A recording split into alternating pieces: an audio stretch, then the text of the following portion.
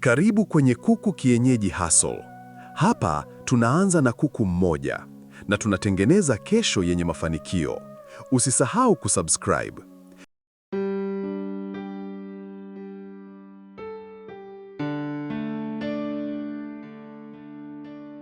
Unajua majani ya mpapai yanaweza kuboresha afya ya kuku wako bila gharama kubwa?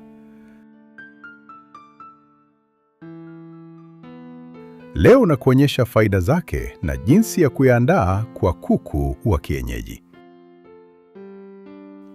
Kwanza, majani ya mpapai yanasaidia kuua minyoo tumboni kwa kuku, kuongeza kinga ya mwili, kusaidia kuku kukua haraka, kuboresha mfumo wa mmeng'enyo wa chakula.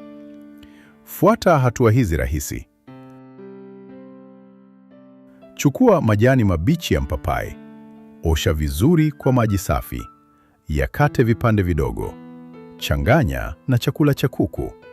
Au unaweza kusaga majani, changanya na maji, kisha uwape kama dawa.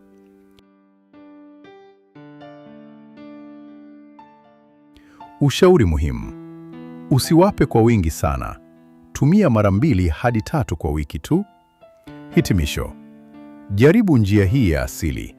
Utaona mabadiliko kwa kuku wako.